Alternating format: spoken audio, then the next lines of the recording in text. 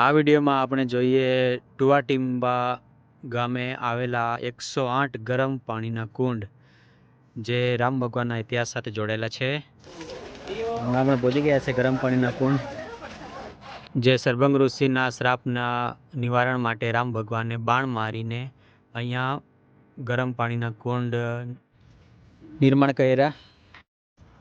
આ જે 108 ગરમ પાણીના કુંડ છે એમાં નાહવાથી ચામડીના રોગો દૂર થાય છે એવી માન્યતા છે.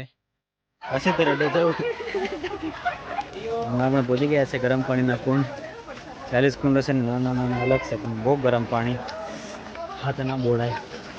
અમુક મીડિયમ હોય અમુક ગરમ હોય. આ મીડિયમ છે. આમાં જે આ છત્રી જેવું છે વચ્ચેનો કુંડ આયરો એમાં ફૂલ ગરમ પાણી નીકળે છે. એ મેન ગરમ પાણીનો સ્ત્રોત છે અને બાજુમાં જ બીજા મીડિયમ જેવા હોય છે ને ઓછું ઠંડુ ઓછું ગરમ એવી રીતે. પણ વધારે ગરમ આમાંથી તો વરાળ પણ નીકળે એટલું ગરમ. એટલે જ કહેવાય છે કે ગરમ પાણીના કુંડ એમાંથી નાહવાથી ચામડીના રોગ દૂર થઈ જાય છે, જે ખરેખર સાચું હશે.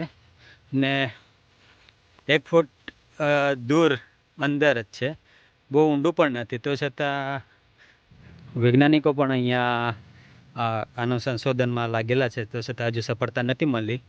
કારણ એવું છે કે 1 ફૂટનું ઊંડાણ ને ત્યાં એક કુંડમાં ગરમ પાણી નીકળે ને બીજા કુંડમાં પાછું મીડિયમ પાણી નીકળે ને બીજામાં હાથ બોળી શકાય ને એવી રીતે, મતલબ ઠંડુ ગરમ ને પાછું કેવું છે કે આ નજીક જ કુંડો છે ને 108 કુંડો છે.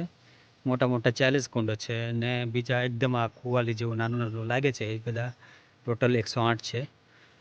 ને કેવું કે પાણી જેટલું કાઢે એટલું ઓછું નહીં થાય. ને રામ ભગવાન સાથે આ જોડાયેલું છે એટલે ત્યાં રામજી મંદિર પણ છે. ત્યાં અમે લોકોએ બધાએ છાશ પીધી. અમારા જે સાથે ભાઈઓ આવેલા છે તેમણે.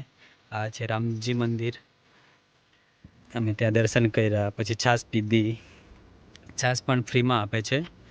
જે ભાવિકો ત્યાં દર્શન કરવા માટે જાય તેમને છાશ ફ્રીમાં આપવામાં આવે છે, જેટલી પીવાય એટલી. કોઈ પૈસો નથી લેવામાં આવતો. એક જાતની સેવા જ છે ને ખૂબ સરસ લાગી છે. ખાટી મીઠી શાંત. આ બધા અમારા ભાઈઓ છે જે એમની સાથે અમે પ્રવાસ આવેલા હતા તેવા ટાઈમનું. તો બસ આજના વિડીયોમાં બસ આટલું જ. મળીએ બીજા વિડીયોમાં. અમારા ચેનલ પર બન્યા રહો. Thank you.